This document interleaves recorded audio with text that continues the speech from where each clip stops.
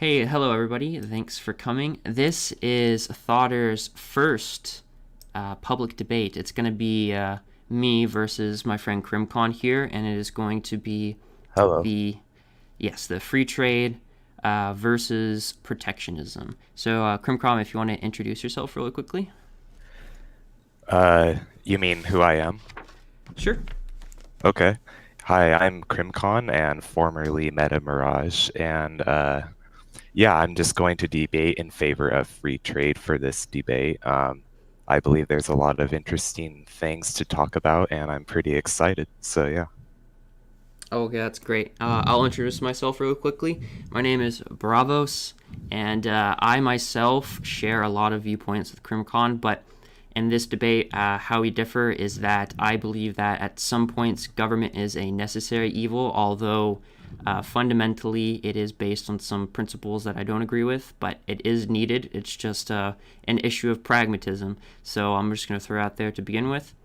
And with that, Crimcom, do you want to start off with your opening statement? Just tell me when you're finished, and then I'll go ahead with mine, and then we'll start with rebuttals and then do freeform. Okay, sure. Okay. So I support free trade, and there's a lot of reasons. Firstly, free trade secures all the advantages of international division of labor. Right off the bat, unhindered comments anchors every one of the upsides of universal division of work.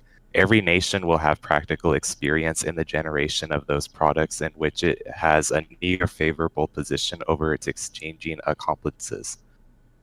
This will an ideal and proficient use of assets and thus economy another way. In other words, it will lead to very optimum quality products for very cheap. Secondly, all around prosperity. In light of unlimited exchange, worldwide yield increments since specialization, productivity, and so on influence generation substantial to scale. Organized comments empowers nations to get products at a less expensive cost. This prompts an ascent in the way of life of individuals of the world. A lot of uh, freedom, in a sense. Facilitated comments prompts higher generation, higher utilization, and higher all around global thriving. It's also a very good thing that free trade allows for a competitive, aggressive spirit because unhindered comments keeps the soul of rivalry of the economy, as there exists likelihood of serious remote rivalry under unhindered comments. Local makers would prefer not to lose their grounds. Rivalry improves proficiency. In other words, capitalistly speaking, when you compete and you're at the top, it encourages other people to get high with you, like to improve themselves and to be part of the competition and create progress. Some other points mentioning is I believe the availability of domestically produced goods and services will be increased uh, because items and crude materials inaccessible locally can be obtained through free development even at a low cost. Uh, Fifthly, organized comments shields against separation will be improved. Under unhindered comments, there is no degree for cornering crude materials or items by any nation. Uh, and lastly, I will mention that facilitated comments is free from bureaucratic interferences. Administration and defilement are especially connected with unlimited exchange. In a word, confined exchange keeps a country from receiving the rewards of specialization, drives it to embrace less effective generation procedures, and powers expense to pay higher costs for the creation of insured businesses. Okay, that's all. Okay, great. I just want to introduce Andrew. He has volunteered to be a moderator for this debate because I myself, just thinking about it, I'm a bit uncomfortable moderating my own debate because, of course, there's going to be a bias. Andrew, I think you should be able to talk. Yeah. Yep. Okay, great. So if you want to introduce the audience to you really quickly. To me, yeah, I'm an anarcho-capitalist. I just assumed you wanted to know my position. So I believe in very small or none, no government. And What do we? That's basically it. That's my political beliefs. So, Okay. where can I find a list of the debate questions? This So I is can. just going to be free trade versus protectionism. Okay. And Crimcon has made his opening statement for free trade, and I'm going to make my statement for protectionism now, if that's okay with you, moderator. Yeah. Okay. So I would say just from the outset, I completely agree with the concept of free trade. I think it is a beautiful concept in practice that nations are going to compete with producing their goods, who can produce it most efficiently at the cheapest cost, and therefore provide consumers with the best products at the cheapest price, which is what capitalism fundamentally is supposed to do: accrue capital and reward those who are innovative and those who are efficient. But the problem with free trade that I see in today's economy, internationally and globally, is that not everybody is playing by the same rules. Different governments are using tariffs unfairly, or they're manipulating their currency, or they are creating this huge stockpile of their opponents' countries' currency, such as the Chinese, holding these huge stocks of U.S. dollars for in their forex reserves. Things like this, I think, is an incredibly harmful thing for the country that is embracing a free trade style, as in no tariffs or very little tariffs, for instance, with our NAFTA agreements, the North American Free Trade Agreement. Also, as well, all of the great secular societies that we see today, at their height of power, they all practiced protectionism. It wasn't until they had used protectionism to their benefit, to reach a certain height, that they abandoned it and they started to embrace free trade at their own dilemma. For a good example of that is the British. They abandoned their heavy protectionism, and now we are doing the same today.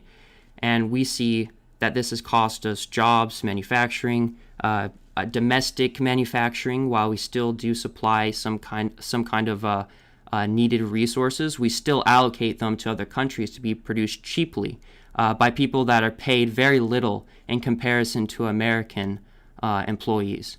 So again, I would just advocate, put forward that free trade in itself, in a vacuum, in principle, is a very good thing. But when all parties are not playing by the same rules, it can be extremely devastating. Is that that's your complete statement there? Yes. And I missed the back and forth. How many times have you now been replying to each other? This is just my opening statement. So Crimcon will rebut, and then I'll rebut, and then it'll go to free flow. Okay. All right. I have one question. Is this live streamed or is it just going to be like uploaded when it's Uploaded. done? Okay. All right. I'll start with my rebuttal again. Or sorry, I guess. Okay, so I find it interesting that you say not everybody is playing by the same rules, but I am struggling to understand what the exact problem is. Okay, I mean, I get the point. Sure, like look at Monsanto. They are a company that owns 90% of the seeds, and what they do is they genetically modify them so that other companies cannot grow seeds. Okay, what they do is they genetically modify them so that they cannot grow as easily, and then that way they can control a whole seed monopoly. However, I would like to rebut by saying that I don't believe that a monopoly is possible in a complete free market. But then again, that goes back to why you say not everybody is playing by the same rules. Sure. Okay, but here's the thing. You're arguing from an international perspective, which it will not lead us anywhere. We need to start somewhere, whether it is for the country or a region of any kind. We need to start a country that will advocate for free trade. As I said before, I believe that this will be very prosperous when negotiating with other countries and such. You mentioned something about China. I don't exactly remember what, so I won't touch on that about international trade, I guess. Um, but I think that we need to basically start somewhere because it enables each country to get commodities which it cannot produce at all, or can produce inefficiently. Commodities and raw materials unavailable. Again, it can be achieved through a private broker or for a very low price somewhere. Okay, next, you mentioned great secular societies. They utilize protectionism. Like, that's true. But it doesn't mean that it doesn't make it a superior approach. You have like these Scandinavian countries that are trying to push for socialism, and they got all them like Muslim refugees, and all these social protests and stuff. But look, like all these different superpowers, they're different in every way. You have United States of America with all their guns and stuff and libertarianist points of views. And then you got Japan, which are extremely corporatist and very traditional, both traditional and high technology at the same time, which is kind of cool. But they have uniforms and nobody gets to carry a gun or anything like that. You got countries that are superpowers but had a different history. Saying that all these countries use protectionism, therefore it's better, it doesn't mean anything because it's just their history. And the point is to develop a mindset where free trade can work out through voluntarism. And that's all I have to say. Okay, so I would like to begin my rebuttal. So you began off by talking about not everybody playing by the same rules, and then you referenced Monsanto owning 90% of GMO seeds, and it sort of has like a whole seed monopoly, but monopolies can't exist in a free state. Sure, I mean, but that wasn't really referencing, or that's not really what I meant to bring up was companies like Monsanto, but looking at things more internationally. On a free trade level, I was more addressing things from an international globalist perspective. I think that free trade is great within a nation where everybody is kind of has an equilibrium of rules and where states have to respond to each other and they kind of have like a shared homogeneity, a shared culture, a one people. I think that's a very powerful thing.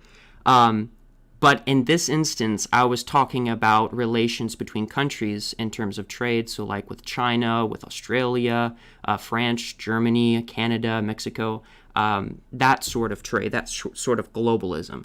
You kind of briefly went over China, but I don't think you said you didn't remember what I had said. What I had said is that China is engaging in this sort of currency manipulation where they are holding on to, I think, almost like $3.2 trillion, a big vault of US dollars as forex reserves in order to manipulate our currency and their currency in a way that it is less valuable than ours in order to be this huge exporter of goods to America, and also to undercut our domestic manufacturing and other products that come into the United States. Now, as far as great secular societies, you sort of reference different kind of characteristics of other countries like Sweden and socialism, Chinese culture, American libertarian with guns.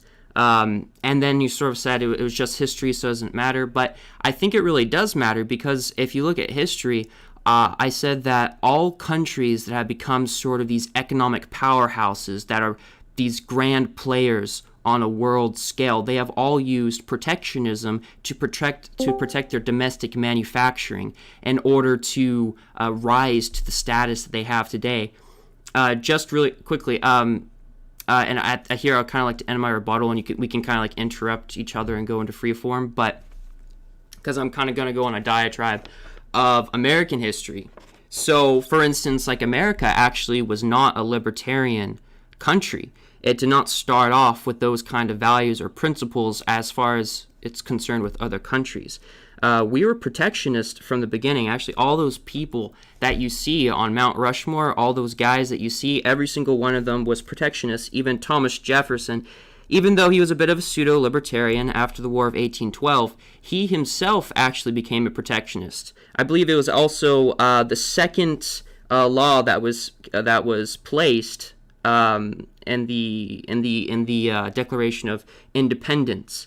Also, starting off with the tariff of 1816, that's when we first passed our first Protectionism Act, and our protectionism lasted up all the way until World War II. But I'm just gonna let you respond in case you wanted to. I don't want to completely crowd the conversation.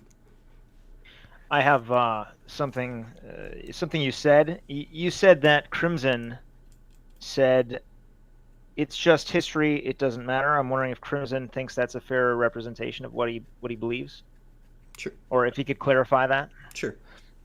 I'm not saying that it doesn't matter, but I'm saying that it's not an argument for why one system is superior to another.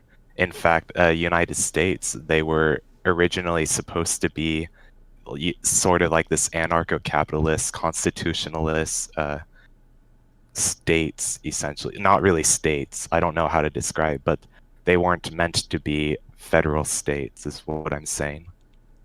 Okay, I see what you're saying. So, what I would say to that is that history is very important, and it is an argument because what we can do is we can look at history and we can look for patterns. So, we look at what policies result in the best quality of life for its citizens, what increased the standard of living. And as far as America, it was never designed to be anarcho-capitalist, but it was supposed to be a sort of amalgamation of countries where they would each they would sort of pit themselves against each other in a kind of like a a capitalist faction. But what I'm saying from the beginning is that we were directly opposed to other countries in forms of trade. We were very protectionist, and we protected our domestic infrastructure because even at the beginning, the British government was the one that tried to force American colonies. They tried to force American colonies to become suppliers of raw material to them. So they kind of try to fence us into being this sort of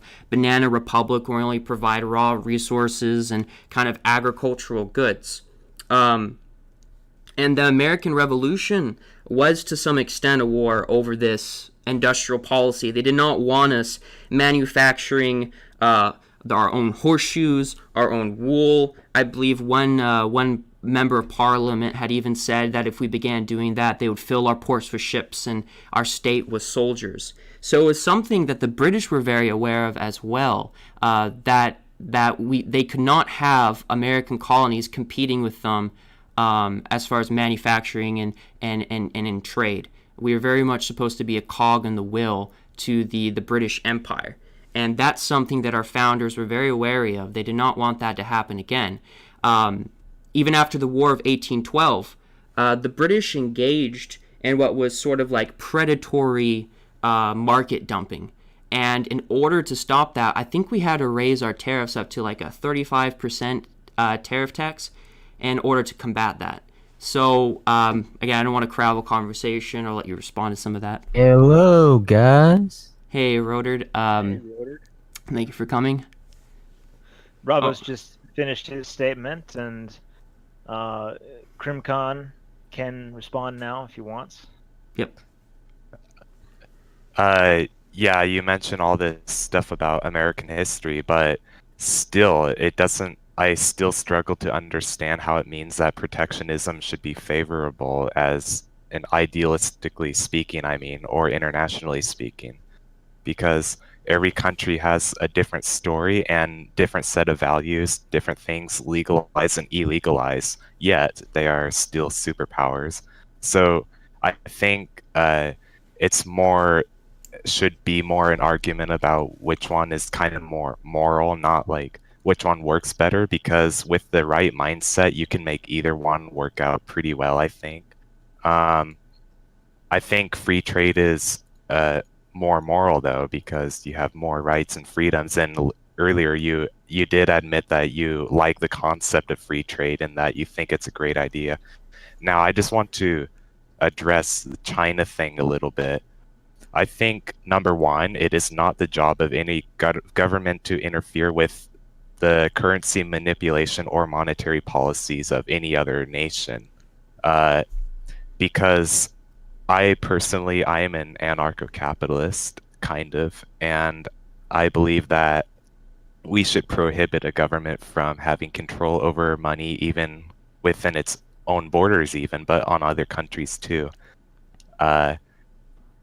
So the thing about calling it currency manipulation is that that wouldn't be coined the term currency manipulation if it weren't for governments and protectionism. What rules are you talking about when you say we are not playing by the rules of free trade? It's like there is no rules other than governments trying to destroy the interests of free trade with protectionism. I don't understand your point. You have a problem with people not playing by the rules, but that's the side that you are arguing with for. So Sure. Well, what I'm saying is that while it would be ideal for countries to freely trade with each other, it's just not pragmatic. It's not real world thinking because each country is going to advocate for their own interests. And if we are just going to be open and kind of be stupid and allow these people to flood our markets, hoard our currency, hurt our own domestic population by flooding our markets with their cheap goods. Then we're ultimately going to be the losers.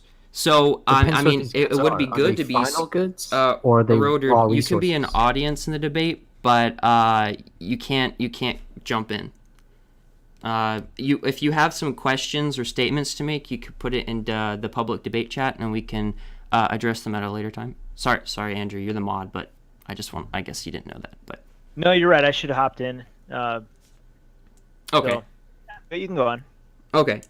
So, again, it's like where I agree with you. If we could live in this fantasy realm or this ideal system, like I'm the same as you. I'm an anarcho-capitalist in my heart, but it's just not pragmatic. It's just not the real world. We don't live in that world. And and for me as an American, I have to look out for the interests of my people, and I have to look at history and say, well, what worked? When was America the manufacturing power of the world? When did we live in the golden age of manufacturing in America? And that is when we had high protectionism. We had high tariffs, when we didn't let other countries flood our markets with their cheaply made goods.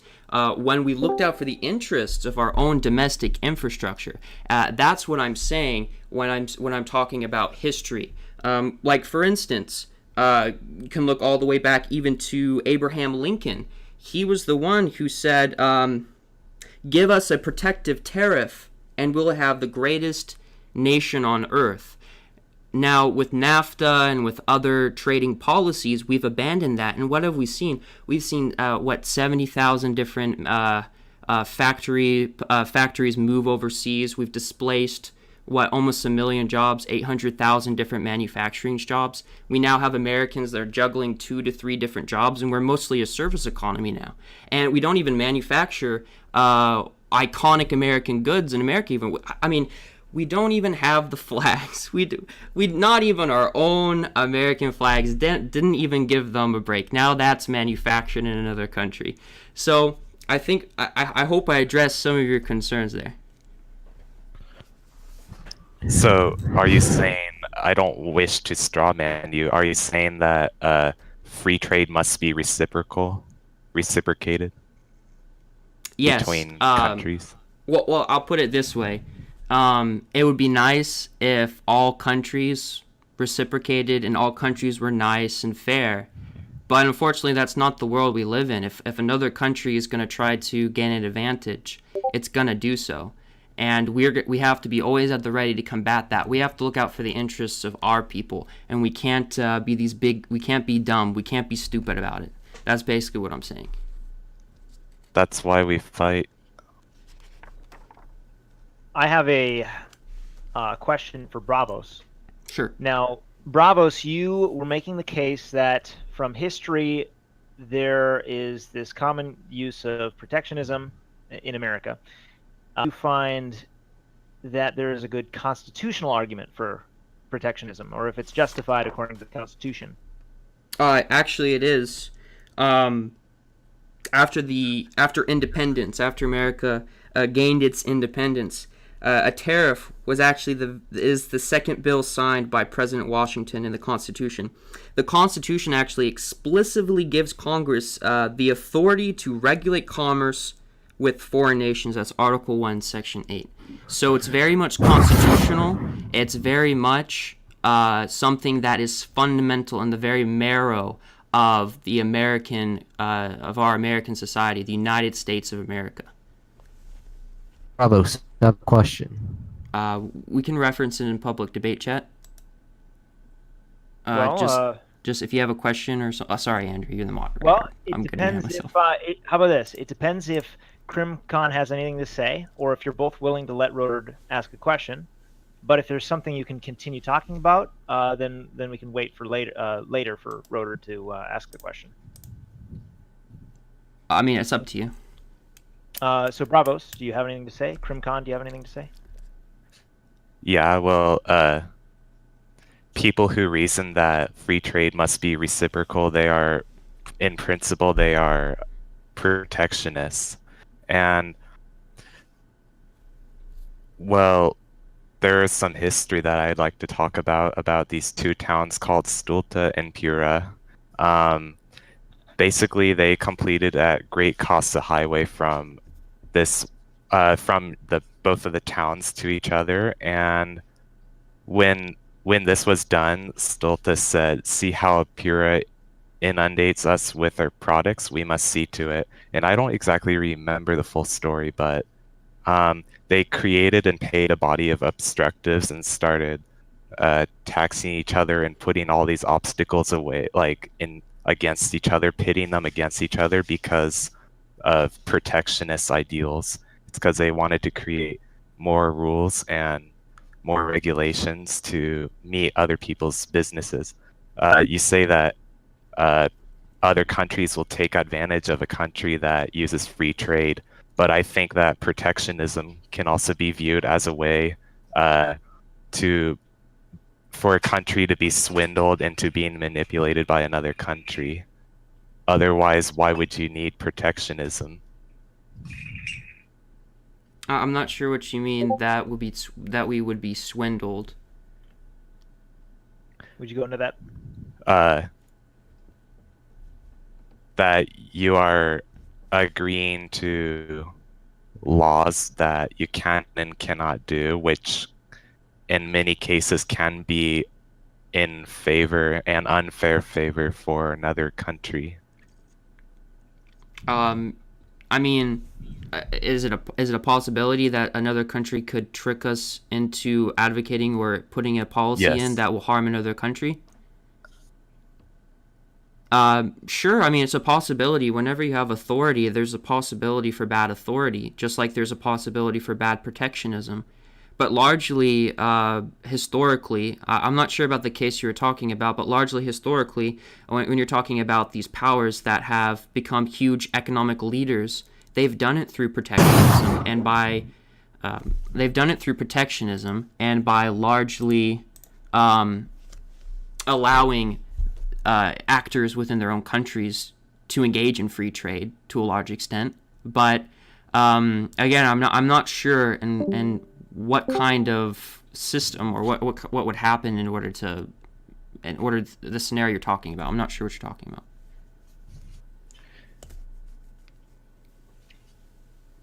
It's just a scenario of two small villages where they agree to protectionist ideals, and then one village takes another advantage of the other village because of it.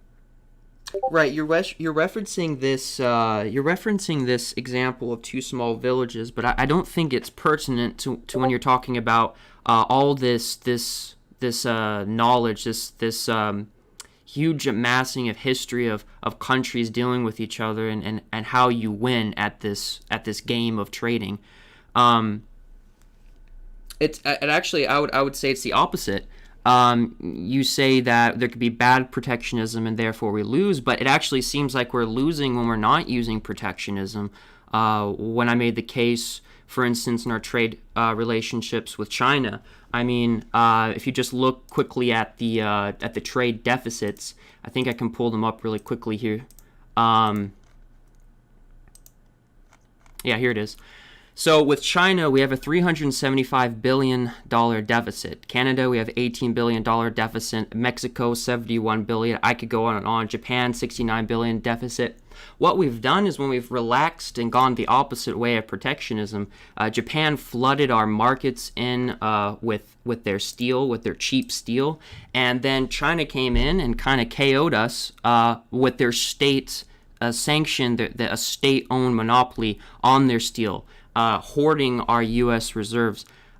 Whenever they export to America and they get American dollars back, they have to transfer that to yuans to pay their workers. Now, they're very crafty when they do this, because after doing that, they will buy American dollars from other exporters who have also dealt with America or with other countries with U.S. dollars, and they will buy those U.S. dollars, making our domestic currency, U.S. dollars, very scarce, so they can continually export like this. So right now, China is functioning as this huge exportation machine. That's what they have to do. If they ever had to rely on imports, then they would not be able to pay their workers. Their economy would have to correct for that. So right now, if we want to protect our American people, if we want to have a good country where people are able to get jobs, where people are unemployed, where they don't have to balance 2 or 3 jobs, where it's not largely service sector, and then on top of that we have H-1B1 visa workers coming in, displacing American workers, we have to adhere to protectionist measures. Okay, so that is highly debatable, and I believe that okay, you're talking about trade deficit, right? And Yeah. how it's going to be unbalanced. Okay, that's in America's favor for your example between United States and Chinese. Okay, envision that you and another person are your neighbors, right? And you consent to cut his yard for multiple months, and in return he'll like paint your home, right? Presently, envision he paints your home first, and in return you give him an IOU for garden cutting administrations. In the event that, for reasons unknown, he needs to move before he can guarantee his IOU to you, you win and he loses. You landed a free paint position. At the point when the Chinese government controls its cash, right? Putting the analogy and applying it, it both compounds the exchange shortfall and makes it incomprehensible for the Chinese individuals to get what they have coming to them. The Chinese government is basically driving its native to work for Americans for nothing without receiving anything as an end result of it. Or, on the other hand, to utilize the case above, they're painting our homes while never getting the advantage of having their gardens cut. We shouldn't really do anything much for China, but anything that's bad happening is because of diplomatic policies that are created by the government and protectionism. Yeah, I'm not sure if I'm being dense here, if not understanding your example. I mean, on a fundamental basis, I do. But in this case, it's actually China that is receiving the value. At least I wouldn't say they're workers, of course not. But I would say the third world investors, China's investors, they are getting this value, this deficit that we have with them.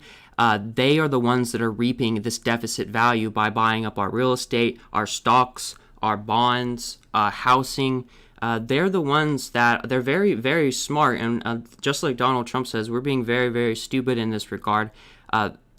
For all intents and purposes, right now, it's China that's winning. It's them who are building up their manufacturing. It's them that are accumulating assets like gold and overseas assets like land and real estate, just like they're doing, for instance, in Canada, who is also being very stupid in that regard. So, and your example, I don't see how China is the one that is the loser in that scenario.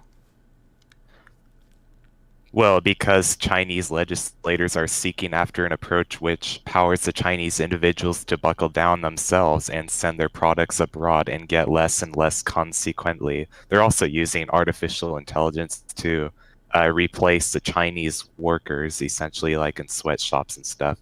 Uh, sure, some may contend that at any rate there is a great deal of work in China. That is valid, but settled work in China isn't characteristically great. The Chinese individuals, I don't know how to put it, they're cucking themselves with work. So we don't need to. It's it's a good arrangement for us and a spoiled arrangement for the Chinese, and they themselves should hate currency manipulation. Well, I understand when you're talking about the Chinese people are generally not getting a good deal out of this. It is true that the Chinese people are kind of migrating to the cities, and now actually they're facing somewhat of a work glut.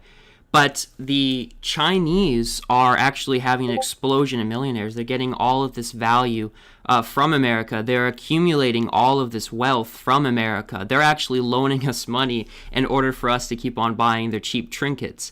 But what is America getting in exchange? You could argue, yeah, we're getting we're getting cheap products. But we're also Right. our manufacturing is getting destroyed. Like I said, we're losing 70,000 different factories. We lost almost a million manufacturing jobs. Right now, there's on Shadow Stats. I'm not sure if this is ultimately like the most accurate figure, but 20+% of the population is unemployed. People are working 2 to 3 jobs. It's not a good scenario. And contrast that back when we did use protectionism, there was almost no unemployment. People could go to college. They could work on the side. They could pay for their schooling. Anybody who wanted a job had a job, could start a family. You didn't have to have 2 people working to raise a family. So again, I don't see where America is winning in this situation when we've abandoned our core principles of protectionism. I mean, yeah, we have the consumerism, but at what cost? It seems to me like we've been sold a lie. We've been sold all of, like, for Right. instance, with NAFTA, we've been sold, hey, look, it's going to be so much better for the American people. I mean, when they pass this legislation, when they pass these policies, they're telling the American people, hey, your lives are going to get better. Hey, you're going to have a good job. You're going to get paid more. You're going to be able to afford more. But that's not been the case. So just from that position, with these policies, America has not been looking out for the American consumer, the American citizen, rather. I feel like basically what it is that there's truth to what you're saying, and it's a small issue, but that it's exaggerated.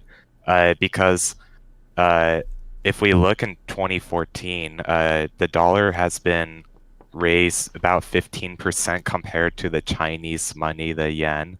But that's actually part of the general trend of the dollar appreciating versus other currencies, sorry, over that period. And that's a period about 20% on average, or something like that, Yeah, like I agree 25. with you. Just right off the bat, I agree with you. But that I don't think that's contrary to my point. That's exactly what the Chinese want. They want the dollar to be increased in value. They want to be more valuable than theirs, so that they can continue to export to our country and take advantage of us.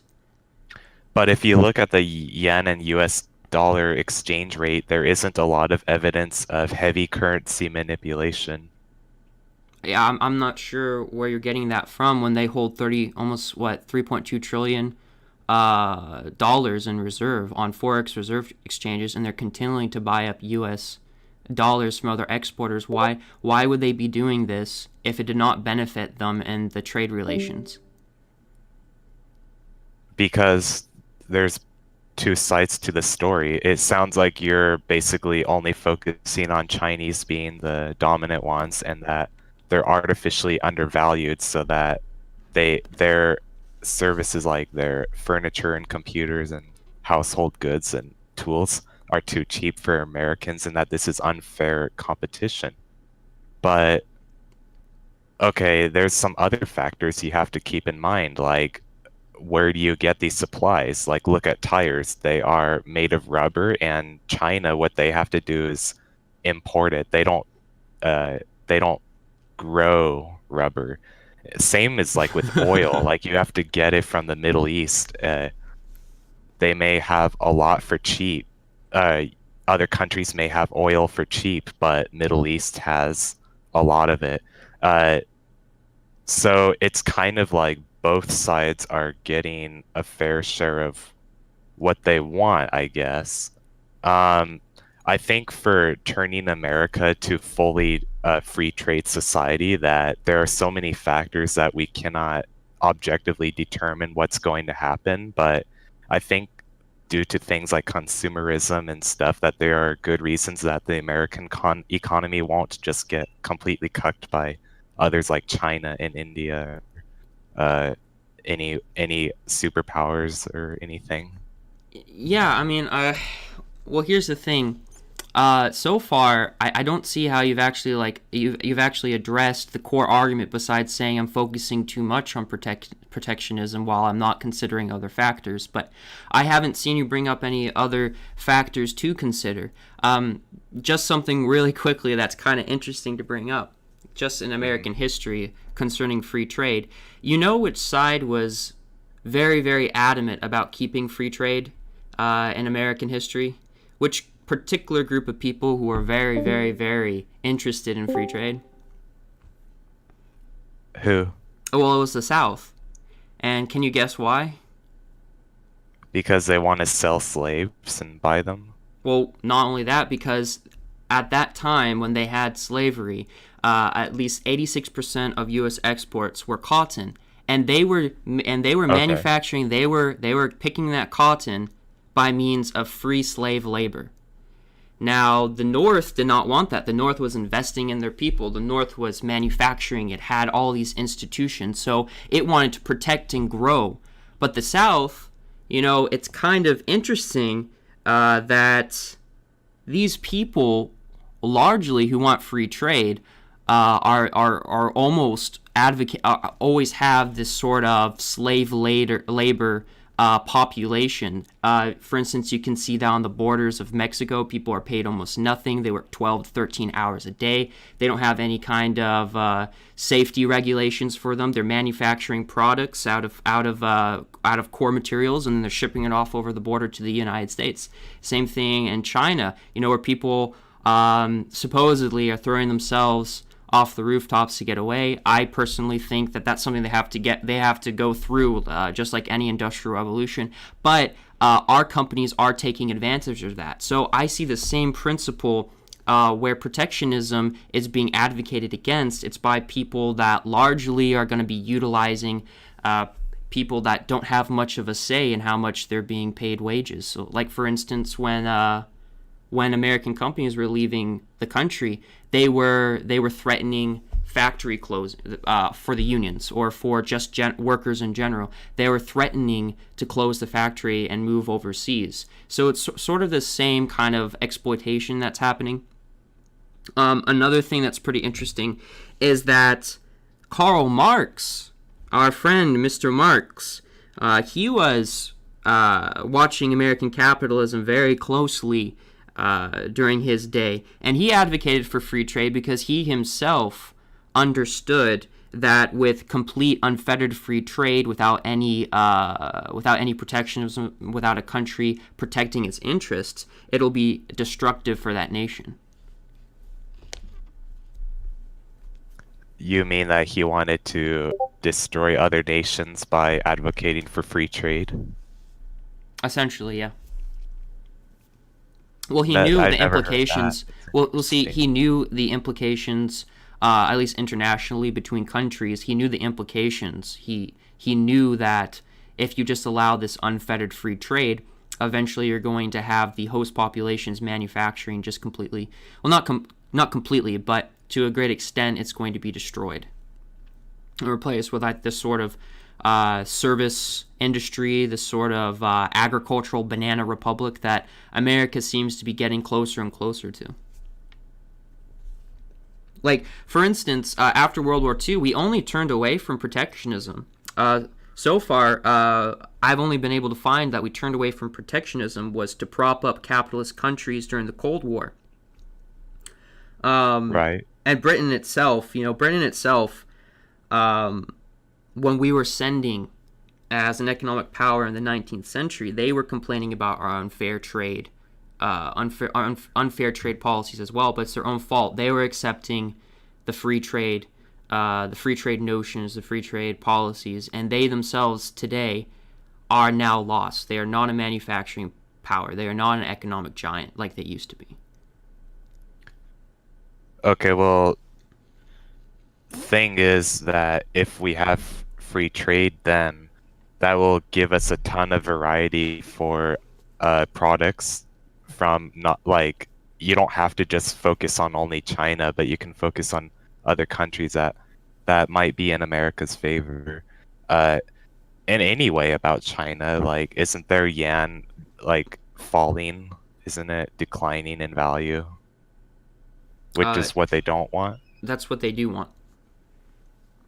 Because the in comparison, if you look at the ratio to the American, the USD to the renminbi, the lower in value the renminbi is, the better it is for an exporting nation.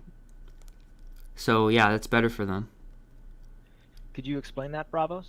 Going to do the explain it like I'm five type of explanation? Well, yeah, just essentially, it just means that the imports of America from China are just going to be too cheap for the domestic manufacturers or domestic American companies to compete with.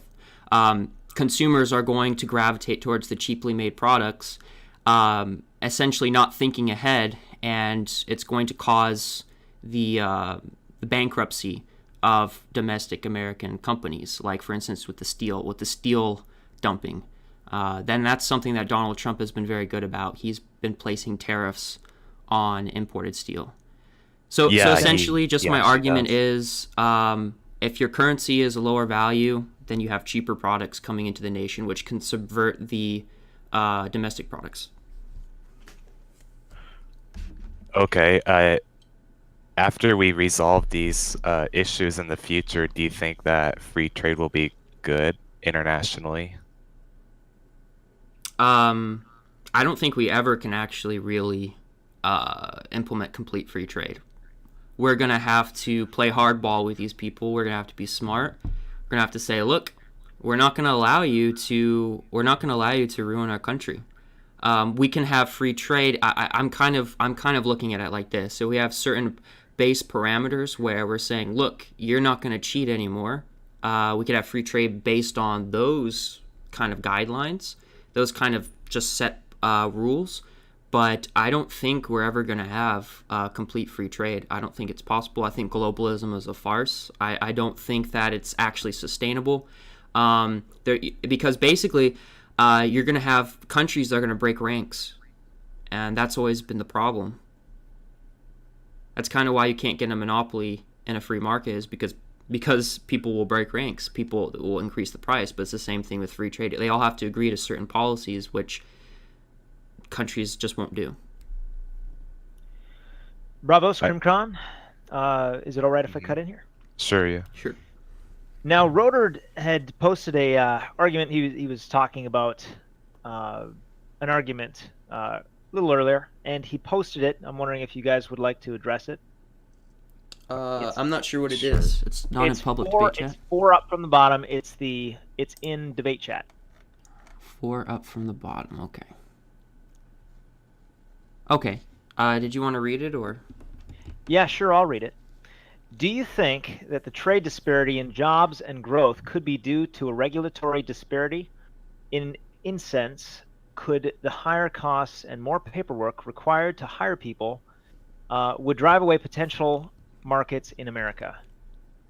I think he meant in a sense. In a sense, could the higher costs and more paperwork required to hire people, could that drive away potential markets in America?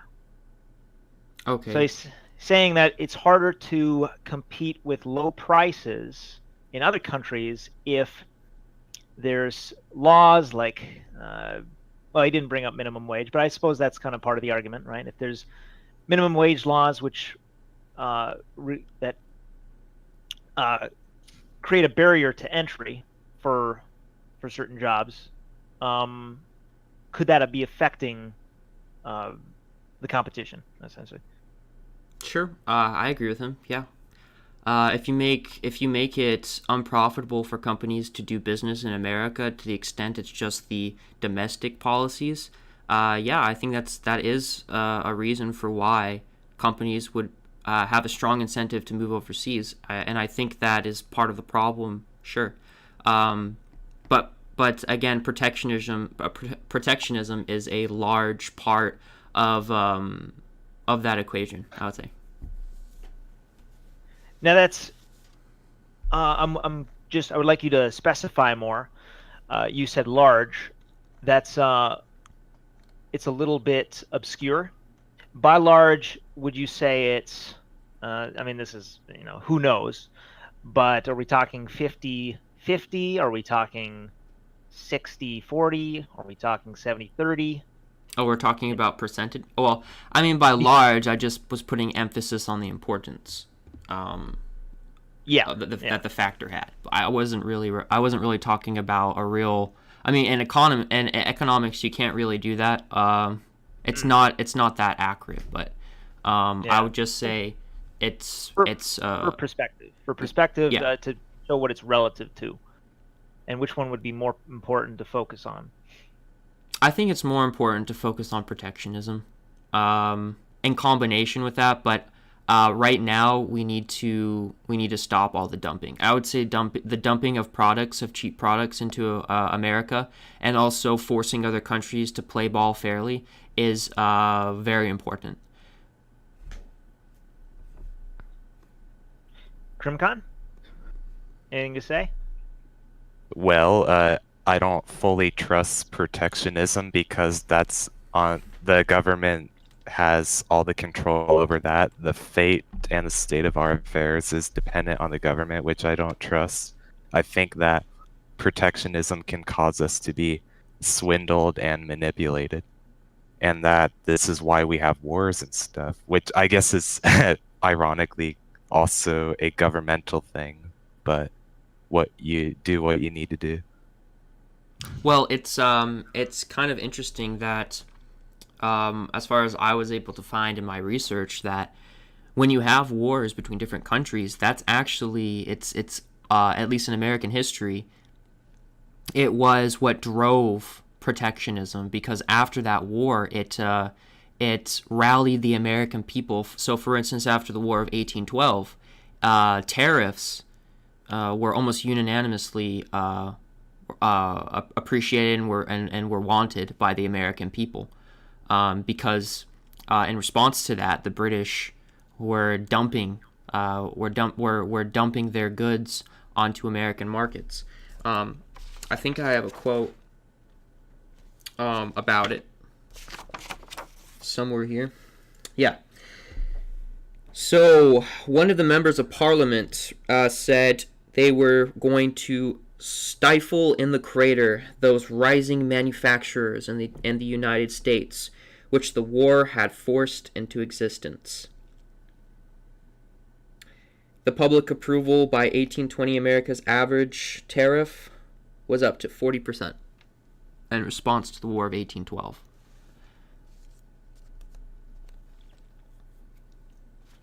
Well, that's just American history. It doesn't matter. Why is American history discounted when it became the greatest economic power in the world? Because this is a debate on protectionism versus free trade, and it has little relevance as to which one is the superior, other than just examples. I'm not sure. I mean, I guess that would work idealistically or in a vacuum, but when you're talking about protectionism and free trade, we've had history for both kinds of economic policies, and so far protectionism has been the best for America, while free trade has not. Free trade has been a phony sell to the American people. So I think is very relevant to the debate. It doesn't mean that it can't do better. And what do you mean by better anyway? How has protectionism been proven to be better?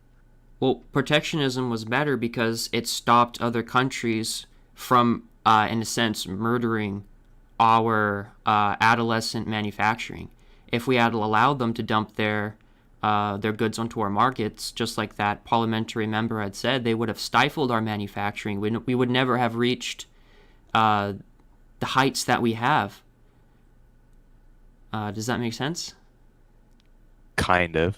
Yeah, but okay, but when you add protectionism, you also cause the lower classes usually to be even lower, and you cause a decline in jobs usually. I don't understand where you're getting that from, because we stopped our protectionism in the 1940s, and back then, the 1920s through 1930s. I mean, we went through a Great Depression, but that wasn't because of protectionism. That was because of monetary policy. But we reached our greatest manufacturing potential. We actually, and relevance to other countries, we were the greatest on Earth with protectionism. So if that's the case, how can we say that free trade is the best when we've been riding the achievements of protectionism and sort of whittling it away with this free trade? We've ruined all of our almost all of our manufacturing in the United States now. So again, I don't see how it's a fallacy to say that protectionism is better. Can I chime in something real quick? Sure. Yeah, sure. All right. One question is, when we had the so-called economic powerhouse, didn't we also have basically not necessarily increased skilled workforce, but we had a higher work ethic, and we also had more people that were kind of in trades compared to the ratio kind of now, where there's more people that are focused in the service, but there's not much that would benefit from protectionism than now, unless we shifted our economy focus towards production and service now. Sorry, So I got distracted. Someone was calling. So Bowl of Peppers is saying that there's more variables in the equation of prosperity in Okay, this you're saying country. more people were in the trade. Well, compared to now, what we have are service related jobs. So as far as getting into the trades, I would say they were more in the trades because there are more trade jobs available. And then as far as work ethic, I think that, and by and large, even millennials have a good work ethic. They're actually working more hours than their predecessors. So I think if the opportunity is there, if the incentives are there, they're going to take it. Because you'll kind of have a higher production economy if you have a high if your domestic production is doing really well and you have more people working and you're doing a lot of exporting, you'll actually have a more rich economy. But the moment you start importing more, you're also buying more and you're exporting less. So then that takes a toll on your economy, even if you have a skilled labor force. You have more consumerism, more economic freedom. Sure. So that it's more complicated. So if you can't necessarily apply protectionism the same way to the current world as maybe the past, but if That's you my wanted point. protectionism to work, you have to adjust to the current world instead of. Well, that's what I agree with that. I don't think that protectionism should be applied the same way it was in the past. I think that we have to adjust. It's just that we haven't been adjusting in an intelligent way. And there we should still have protectionism, but we should, yes, adapt to the current system. Okay, and let me also, just to make sure, because I think one thing that Crimcon accidentally assumed is that you're fully protectionist, or you thought protectionism was the end goal. But I'm assuming, at least from what I've heard, that protectionism is a tactic, and then once you have at least some sort of domestic manufacturing going on, or it's grown to an extent to where it can't be impacted by free trade, then free trade becomes more appealing, and you don't need protectionism anymore because you have at least some domestic sustainability that doesn't depend on international import. Sorry, I just got an important phone call and then I got a text. I had to respond to it really quickly. Can you repeat? I don't want to ask you to Okay, repeat it, let me just sum it up. sum it down real quick. but I'll just let Crimcon Andrew, probably did you respond hear to it? it, and I can glean what you said. I don't know. Basically, what I was trying to check is that you're not necessarily against free trade, but but the reason for protectionism is to boost up domestic industry so it's not abused by the international market via imports and state-run economies in other countries that put us at a disadvantage even if we were more free market. Yeah, I agree with that. I think protectionism has its place, and then importing and escalating our imports also has its place. But essentially, what I'm advocating for is that we have a domestic manufacturing. We have a domestic manufacturing base. We have that at America's root, at its foundation, so that we don't have the same problems we're having now with people being out of work and, like I said, juggling 2 to 3 jobs. But yeah, definitely, just make sure that our interests are being served and we're not allowing our economy to be corrupted with this sort of. I don't mean to be rude. It's sort of a word that's used commonly now in debates, but autistic kind of libertarian, free trade, anarcho-capitalist mentality of just idealism without taking any kind of real-world pragmatism in view. And I'll just say also as well is that even though my state of California is kind of a blue state, there was actually some praise against the protectionism because there's actually a lot of domestic production in our state, despite being a service industry mostly. There was praise of protectionism, you're saying? Yeah, there was it's most of the complaints about the trade wars are coming against the it's mostly against workers that are kind of at risk because it raises the prices for the companies, so then they either have to let people go or they have to find some way to work around it. But it's not, the protectionism is more of a pro-con thing, and there's people praising the cons on both sides, and there's also people that are like really worrying about the cons being really bad if the trade war fails. Right. Yeah, well, thanks, Pepper. I appreciate that. That was really that gave the debate some perspective. Yeah, definitely. I also wanted to point out, like, we've been talking about China a lot, but hey, what about Canada? We've been dealing with Canada as well. Canada has been taking advantage of us.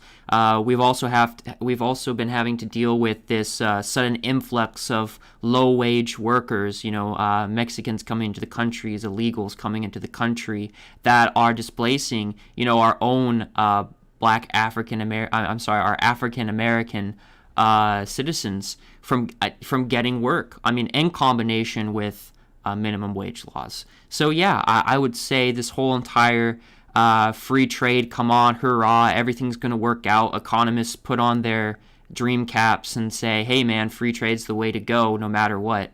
I think it's wrong. It's very wrong, it's short-sighted, and it's idealistic. Oh, and Crimcon, I had a question for you too.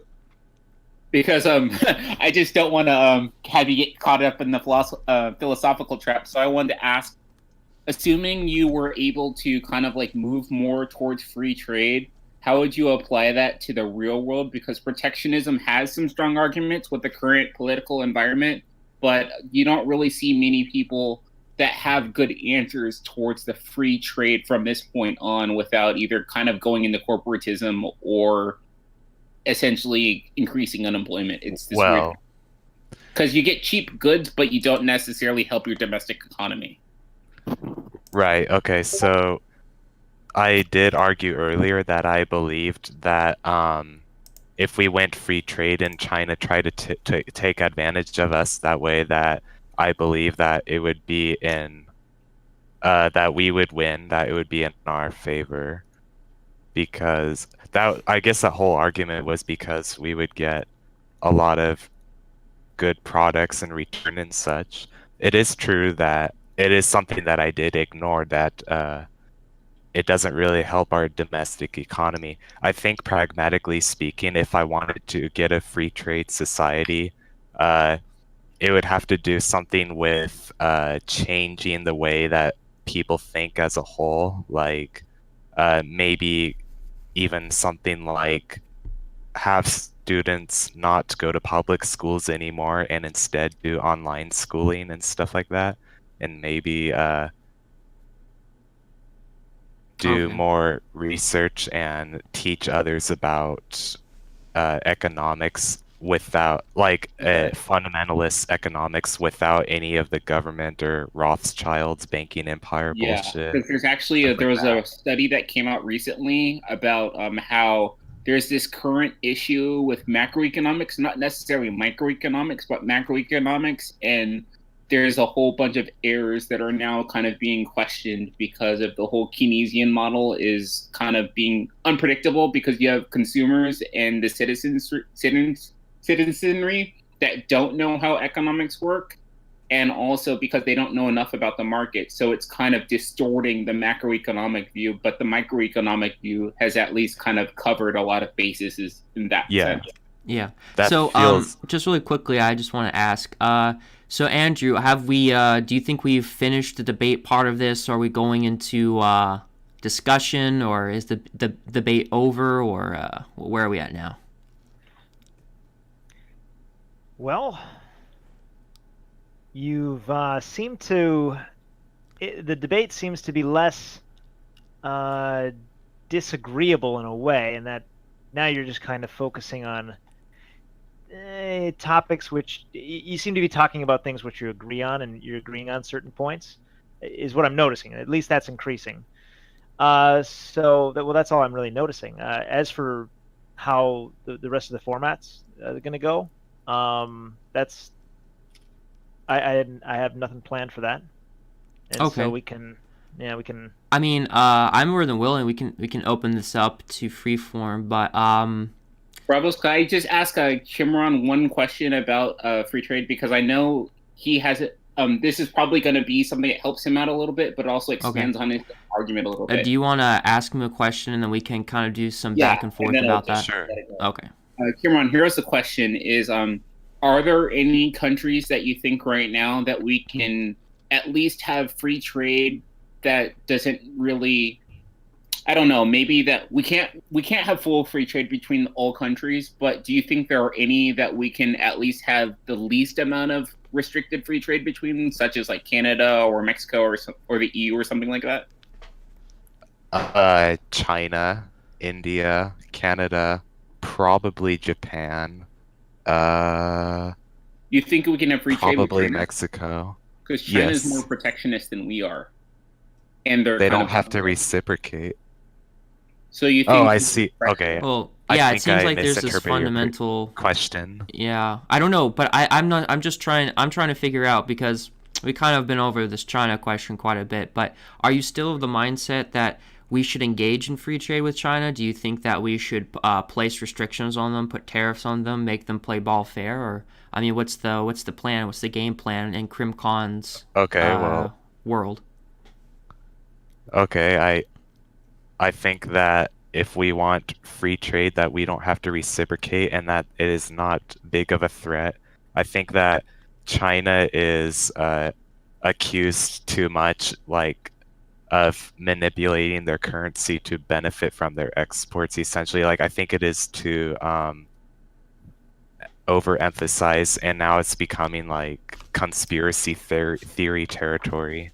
Whoa, conspiracy theory territory. China actually does manipulate their currency. It's just a matter of how much we're able to observe, and we don't know anything. Well, see, the thing is China actually keeps that on lock. They don't tell people how much of their yuan that they will produce. They don't tell them how they're creating the exchange rates. But what they are making very sure of, they're making sure that they can make the U.S. a scarce kind of currency and compare to theirs in order to flood our markets. Just really quickly, I just want to give a little bit more background on that. So right now, China is it's a manufacturing hub. It's an export-driven economy. So calling it conspiracy theory, I think, is very inaccurate, because right now they are an export-driven economy. What they do is they get U.S. dollars for exports, and they need yuan. Like I said before, they need yuans to pay workers to store money locally. They sell the U.S. dollars that they get through exports from the United States. They use that to get renminbi, and then they increase their U.S. dollar supply, and therefore they increase demand for their renminbi. Now, once they've done that, the Chinese central bank, the People's Bank of China, they buy excess US dollars from exporters and they give them the yuan. So and here these are some notes. That's why I don't sound so natural when I'm saying this. But the People's Bank of China prints what it needs to buy US dollars, so they inflate their currency.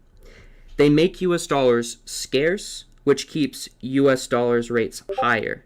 China then accumulates US dollars as forex reserves. Now, there is another country that sort of has this relationship, and that's Australia. They have lots of imports, they have lots of imports right now. So that means there's lots of Australian dollars in international markets. And this depreciates it, meaning that they're going to gradually have to export. They're going to have to eventually move from gradually exporting to exporting from importing, because importing is going to be costlier. Now, that is a completely different scenario with the China-US case, where China is holding on to US reserves, therefore making it so they can continually export. Does that make sense? Well, it is sensible, but it doesn't make full sense. But it's fully sensible, yeah. It's okay, so you do agree that it's not a conspiracy theory, and that our relationship with China right now is a very skewed, unfair relationship, and we have to use protectionism to level the playing field again?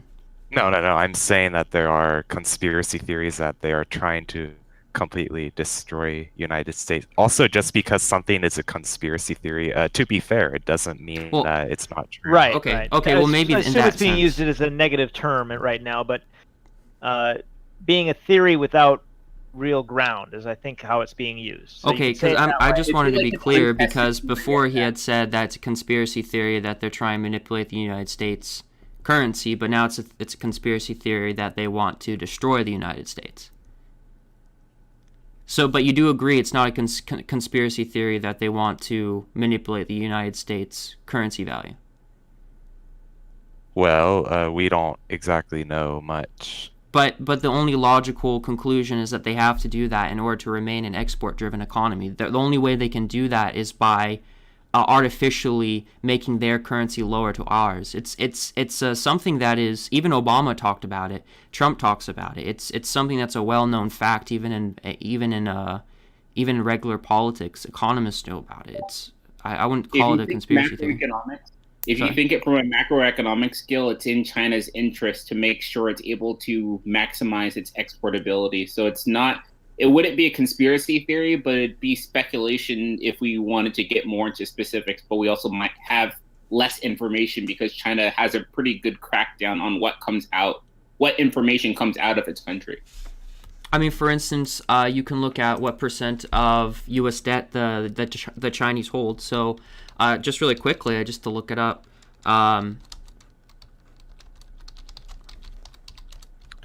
They hold our bonds. They purchase real estate. They purchase housing. So right now, how much is the U.S. debt to China? In the balance, it says the U.S. debt to China is 1.18 trillion as of May 2018. That's 19% of the 6.2 trillion in treasury bill, notes, and bonds held by foreign countries. China holds more of the U.S. debt than the 1.05 trillion held by Japan. I guess that's so it's a fair. significant amount. And they also hold 3.2 trillion in reserves of our currency. So very big, very scary, very bad. It's not a good position to be in as the United States. So could you agree with me that we need to enact protectionist measures in order to combat this? You don't have to, but it is a solution. Okay, so if it's a solution, then yes. You agree protectionism is needed. No, I'm saying that you don't have. I just said that you don't have to. Just that it's a possible solution. But with what's the side effects that I don't believe are necessary. So you think there's multiple options, but you think that is an actual option. You just prefer another one. Basically, yeah. Yeah, so Bravos, he's basically agreeing to disagree by saying there's options, but your option is valid as his. You just have different perspectives. Right, but I mean, I guess then the point of the debate is to figure out what your option is and if it's actually realistic. Because I just think that protectionism makes the economy of the domestics, it makes people poorer, except for certain special interests, maybe. But also, another thing about protectionism I don't like is that it can lead to war sometimes and increase a lot of diplomatic tensions. Like, Okay, but as particularly in this case with China, what is your because we talked about this beforehand and I kind of addressed all those points, but what is your solution then? Because you said I have one, but you think you have a better one. no, I don't have any. I have to admit that I don't have like one planned out. Okay, But but I mean, I don't mean to be like hard or anything, but when you entered into the debate, if you're pitting protectionism versus free trade, then your solution has to be along free trade lines. But if you don't have one, yeah, and you're saying that, so basically we're coming at this where you didn't come in with an actual solution. I don't know if that's a requirement for the debate. I think a Sure. requirement. I think a very well, good. I mean, I think a requirement could be that he has at least something against the theory you have, right?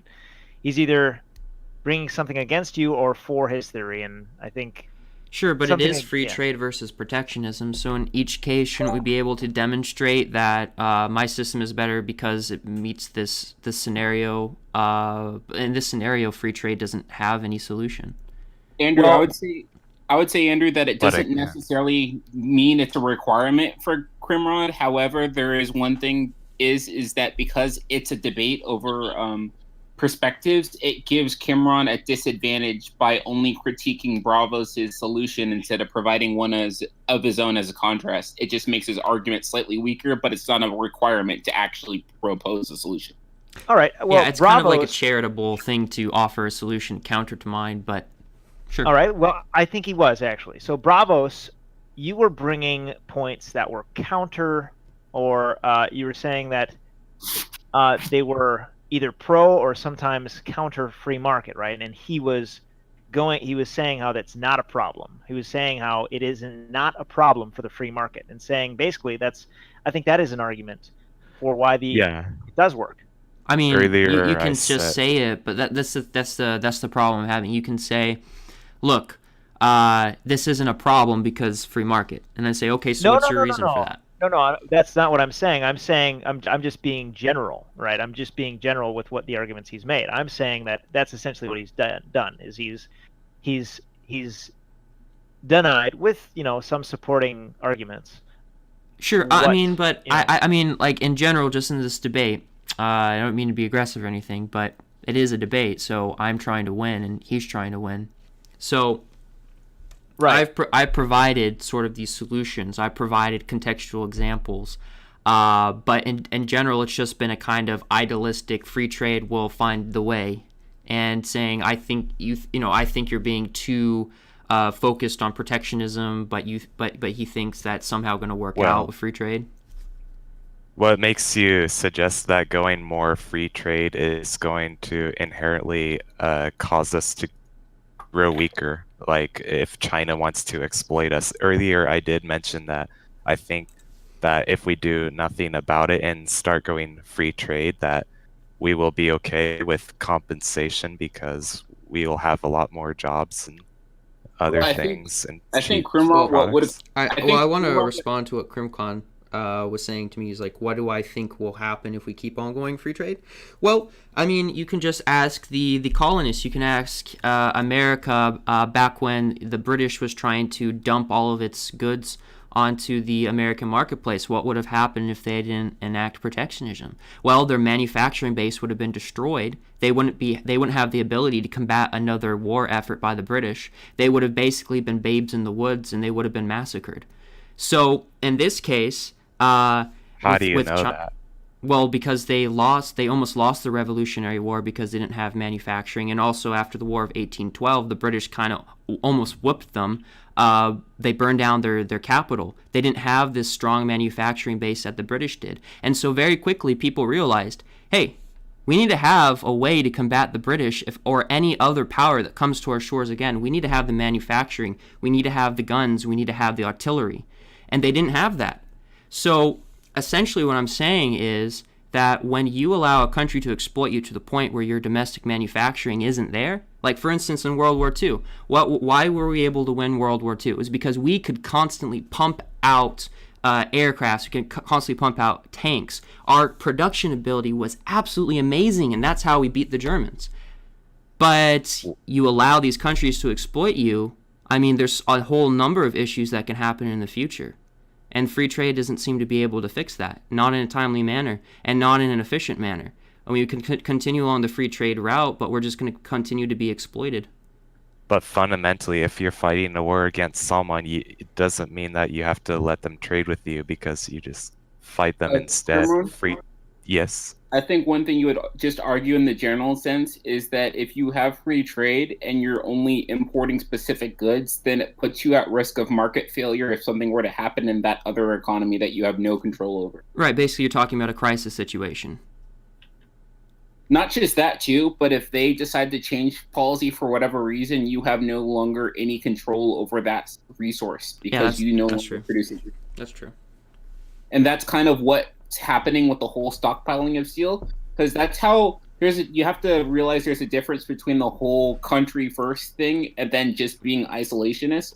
Because the country first kind of argument is basically saying that someone wants to be able to produce to back up against any sort of failures in free trade, but they're pro free trade as long as you can produce enough to participate in free trade without any fallbacks if any sort of international thing happens. Right. Doesn't mean you're anti-free trade. It means that you're just being cautious. Yeah. But Bull, there's one thing that I didn't like when I had my last debate, and that was when people kind of jumped in and made points that were kind of like counter to mine. I appreciate it. Like, I love your input. But I don't want to feel like Crimcon is getting bulldozed by two people. No, that's why I was trying to give him options too, because I noticed that one thing that was happening is that since you were proposing the solutions and then you were also using like historical references, that sometimes his points felt a little low. So I also wanted to give him a chance to kind of better reference, because I'm on the weaker side. I think that the free market is good, but then again, if you can't project a trend of the free market or explain how the free market works without speculation or being overly optimistic about it, the free market doesn't sound very appealing because it's not something you can really quantify. Yeah. Also, I just wanted to put in, I am playing for keeps. So if I win, I get the victory. I get the victory tag. So that's why I was just saying, I don't want Crimcon to feel like, whoever. I'm not saying I'm not assuming anything, but I'm just saying I don't want to feel like anybody feels like they were bamboozled or anything like that. No, like, I actually wanted to see Crimcon make some good points because I wanted to kind of like open up to say this is one thing you should probably be aiming for, because if you don't provide this, then it just makes your argument look weaker and it gives you a chance to like apply what someone else said to your own argument, and then because the free market solves everything is a general statement and it's not going to work against like historical references or any sort of future kind of thing. Sure. Yeah. So basically, I think I've given a good response to your question. What if we allow this to continue? If we allow just free trade to continue, I would just say we're going to get more of the same. We become a third war banana republic. That's what I see in the future. Yeah, being a Trump supporter, I actually have always agreed with his tariff on steel and aluminum. Oh, great. I already actually knew about it. Yeah, I guess. Oh, okay. So I've converted Crimcon to protectionist. I am the best debater in the world. No, I'm just kidding. No, it's... So you're protectionist? Yeah. Crimcon, are you just using the tariffs temporarily until it goes back up and then you like would rather them be gone?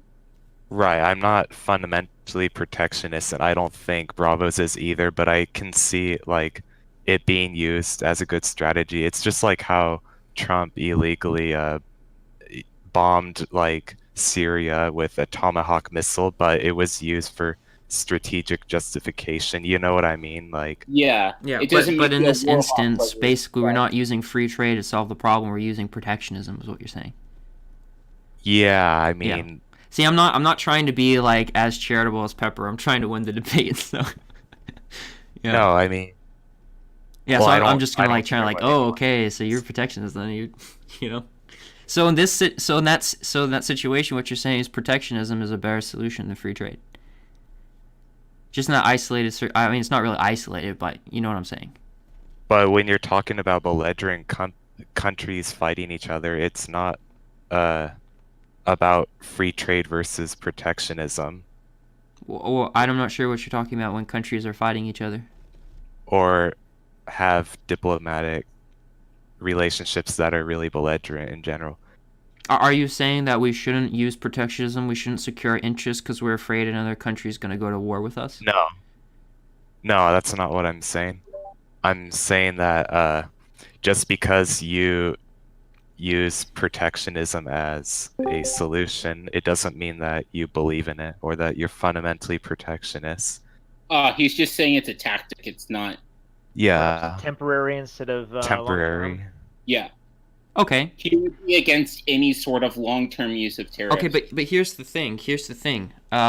You can say, yeah, I'm only a temporary protectionist, right? But you're coming at it from a free trade kind of perspective to address the problems with China. So, like, for instance, the problems with China, at first you said, yeah, I think protectionism is a solution, but I think free trade is a better one. But then you say, no, I agree with Donald Trump. We should put a tariff on steel imports. So just there, I think that's a But contradiction. I But fundamentally, I think the issue of the debate is free trade versus protection. But you've yet to give an example where we can use free trade to combat these problems. And that's not the whole scope of the debate, but it's an important one because that's the whole entire reason why protectionism is being brought up right now. because if we go protectionist, then you can argue that it's bad for jobs and But how can you argue can that make a it's lot of bad for people jobs? because the point of free trade anyway is to allow everybody a job. I think that if you have an anarcho-capitalist country, for example, that isn't dealing with any manipulation, that no one would be poor. Wait, and are you everyone- using an anarcho-capitalist country in this debate? No. Okay, I just want to make sure because I was about to say, well, I mean that's nice. We can think about But anarcho. We can think about no a one country would be that's poor. completely free. Well, we don't know what There'd that be would no look monopolies. like. Well, I mean, the thing is, with the anarcho-capitalist country, while I mean, I think it's ideal, we don't know what it would look like in the real world, and we don't have a pragmatic way to get there. So, I don't understand the relevance of bringing up anarcho-capitalism. Because I'm saying that with free trade, it can work out because the problem with protectionism and also anything related to allowing a government control over an economy is corruption. For example, patents. Patents can cause monopolies to occur, and when you have a monopoly, you have essentially basically a majority that can do what they want. They can do immoral things. They can do the wrong thing. But in the beginning, you talked about Monsanto and them having a patent on Right. seeds and owning 90% of that market, right? Right. And you said that a monopoly is couldn't bad. happen. But you said in the free market, a monopoly can't happen. I think That's Crimcon, what we I'm should saying. clarify that there's different types of monopolies. Well, sorry, there's not necessarily. There's Actually, there is. there's well, yeah, there's the ones where There's natural monopolies, and then there's artificial monopolies, Sure. and that's usually from like government regulation. And a natural monopoly would be you just happen to be the only producer, or you have access via. No, I mean, I understand what he was saying. I understand the distinction, but again, So, he did bring up Monsanto as was in, just even saying- though that's the case, that is not a problem in the I beginning. would just say that in Crimcon's favor, actually, is that Monsanto is some sort of artificial monopoly, Sure. or unnatural monopoly, because those patent laws are artificial constructs by the state, which then secures the monopoly instead of any sort of competition or leaking of IP. Sure. Well, both monopolies I think are bad. Sure. Yeah, but yeah. Again, I guess I mean that was like a side thing. I don't think it's like it was like the real debate. But I think I've made my case. I mean I'd be willing to wrap it up now if you guys want to. I would say it's pretty close, because now it's getting into the point of like philosophy instead of the actual. Yeah, the actual real world problems, which is kind of like where I don't want to get into, because anarcho-capitalism, kind of like again, it's a word that's used. I think anarcho-capitalism thinking and trying to apply it to the real world is kind of autistic thinking. I don't think it's substantial. I don't think it's real. I think it's a nice a mental exercise, but it's not pragmatic.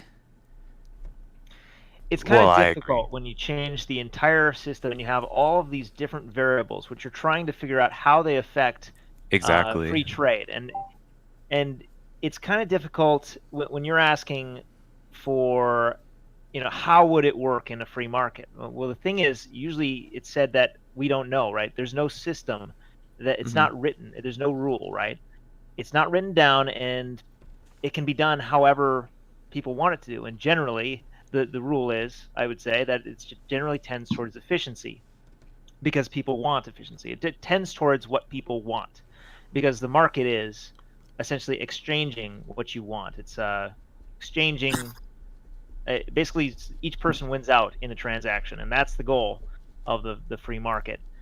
And if you're influencing that in any way artificially with a government, with a regulation by force, you're essentially doing the opposite of what people want. You're saying you're making people make transactions that they don't want, and that is like I think the fundamental principle, like the basic principle that why a free market. Yeah, sorry, I am kind of taking sides now. If we're not done, I could say we're done. I was just gonna say we wrap up, and then I kind of stop the recording, and we can upload it to the web.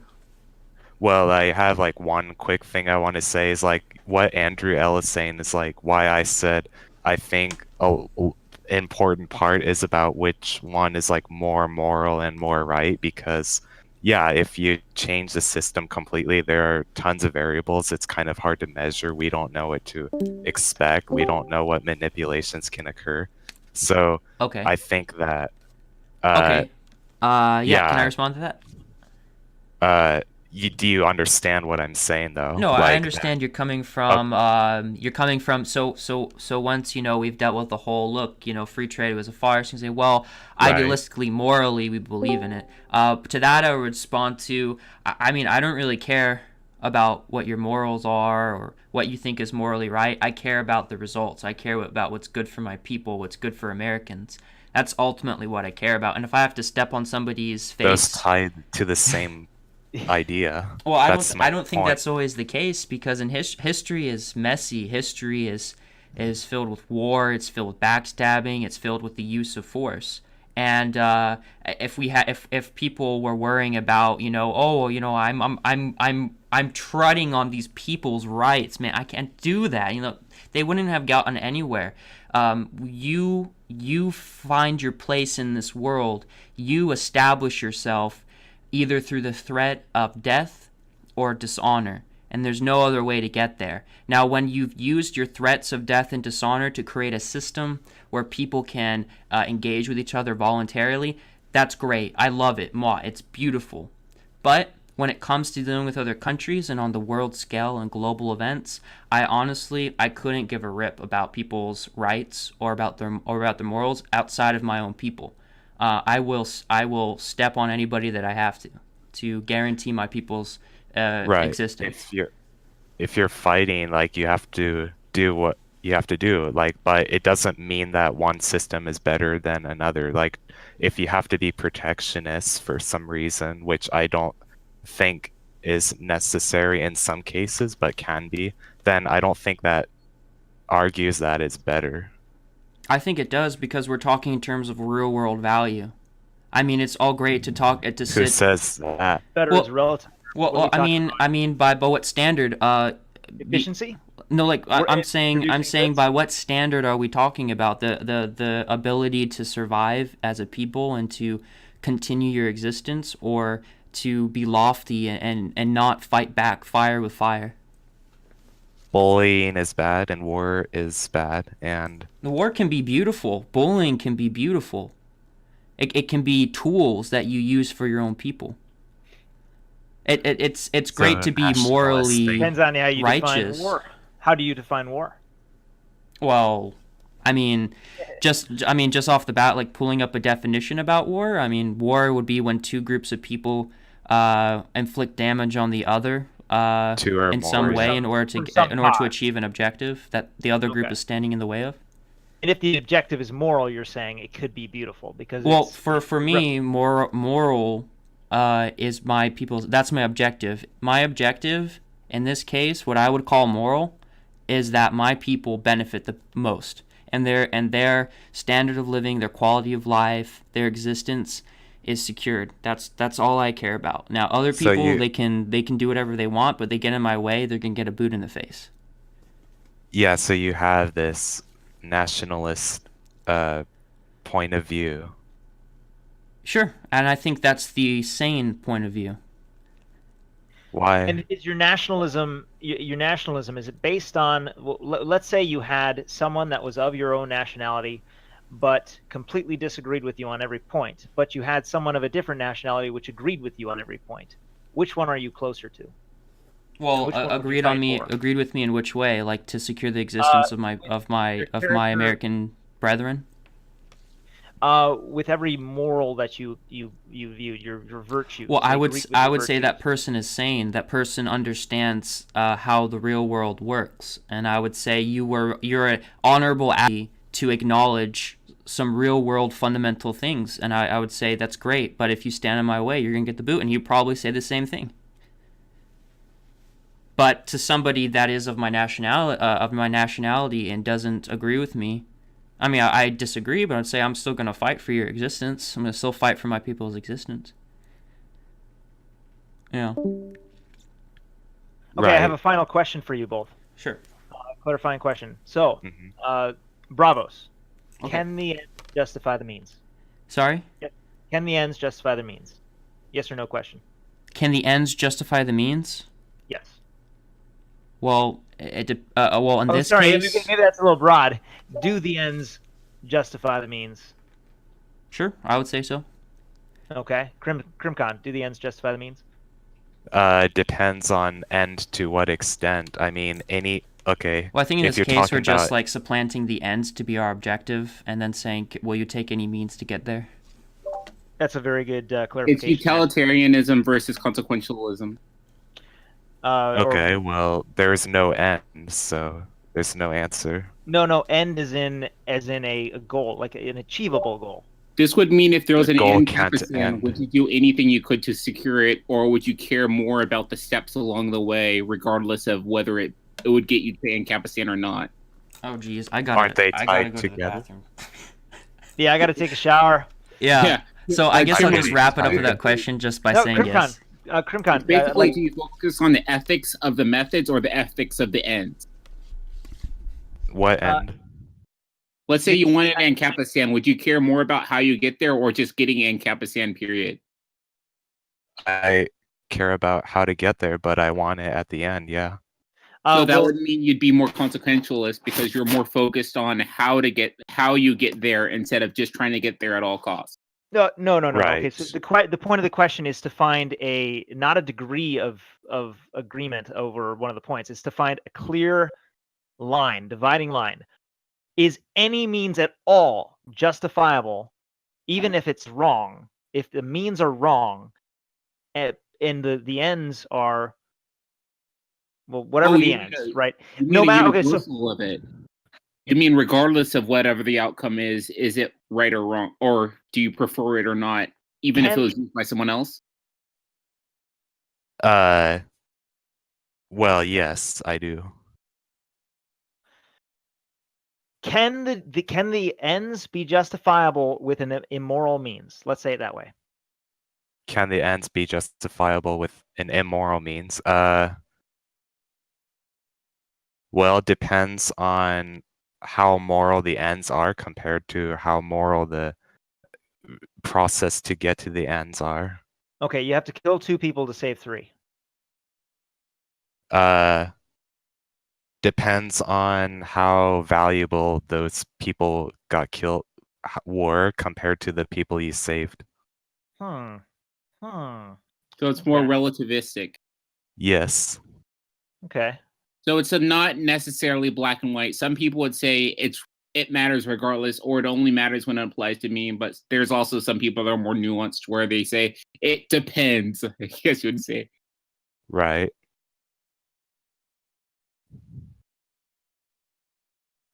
Sometimes it's okay to kill 100 people to save one if that one person is like way more important.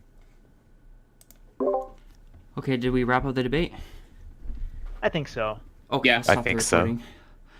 Okay, I'll just say thank you for the debate, Crimcon. It was great, and Thank you. It was I appreciate fun. you coming on.